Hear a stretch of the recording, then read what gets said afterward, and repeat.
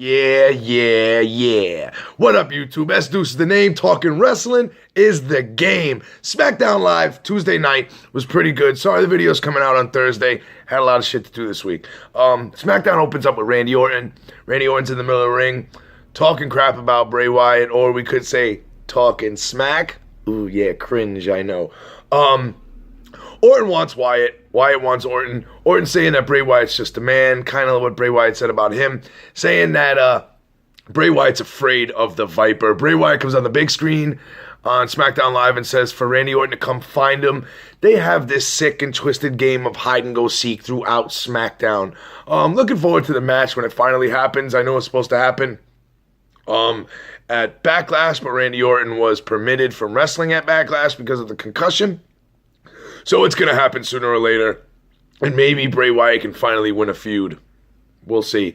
First match on SmackDown was the tag team champions Heath Slater and Rhino teaming up with American Alpha in an 8-man tag against the Usos and the Ascension. The Usos have been ruthless since turning heel. They went after Heath Slater's knee this time. I like how American Alpha is involved in the feud, only they're not involved in the tag team title picture.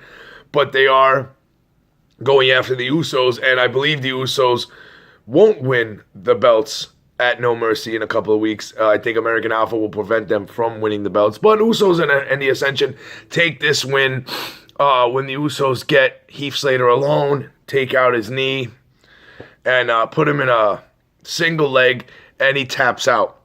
Next up was Nikki Bella and Naomi against Carmella and Natalya, another rematch. But their first match never happened, really. I guess they were running short on time. The match pretty much got cut down to like 45 seconds. This time, however, same outcome. Carmella pins Nikki Bella again.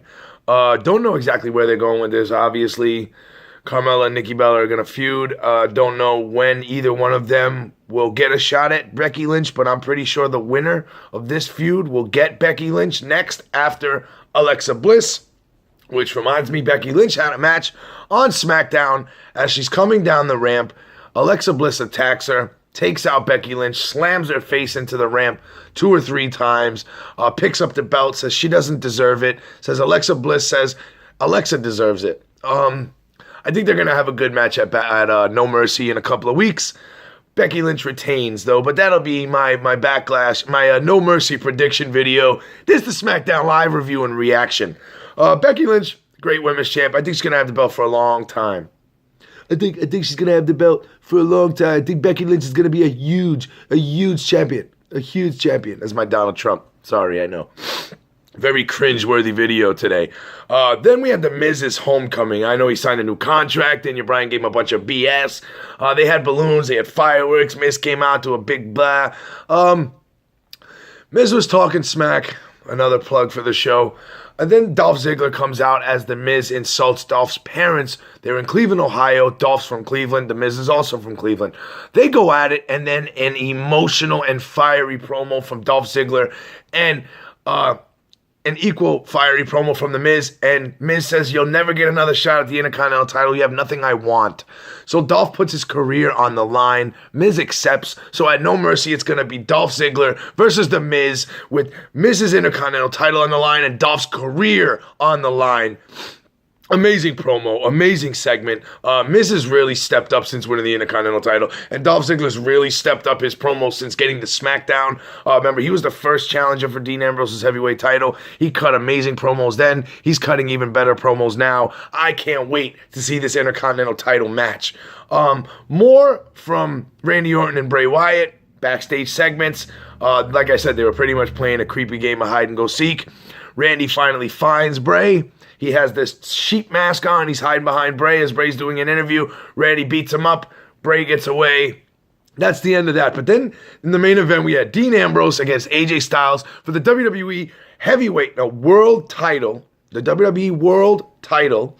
John Cena and commentary. Cena was great on commentary, talking about how he wants to be the man that ties that record.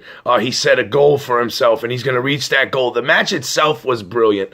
AJ, the cowardly heel, Dean, the psycho challenger. It was a really good match. I didn't think Dean could win, but towards the end there, it looked like they might even give it to him. He went for dirty deeds, blocked it. John Cena got involved when AJ Styles went under the ring, got thrown out of the ring, and forearmed John Cena right away, jumped back in the ring.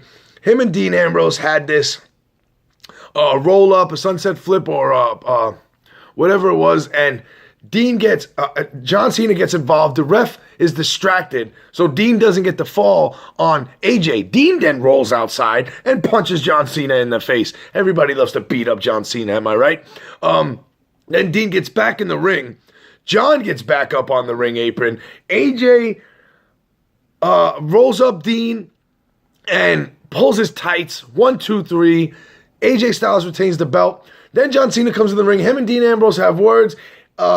Dean goes for the dirty deeds. John Cena reverses it into an FU. AJ comes back in, tries to get the better of Cena. He gets hit with an FU. Cena stands tall at the end of SmackDown.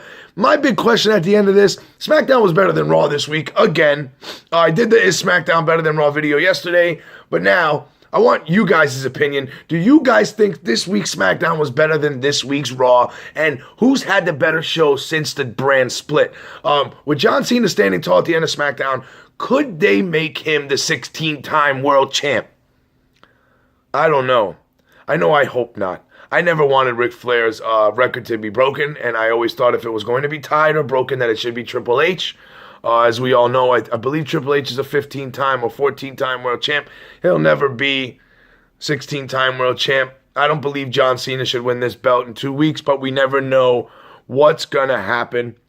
If you haven't been able to watch Talking Smack, John Cena was on Talking Smack this week and had the only shoot promo on Dean Ambrose. How John Cena doesn't care about Dean Ambrose, how he outworks Dean Ambrose, how Dean Ambrose is a crybaby who needs to step up. Anyway, SmackDown was great. I look forward to No Mercy. I'm looking forward to it. I look forward to next week on SmackDown. After this, my next video is going to be the Lucha Underground review and reaction.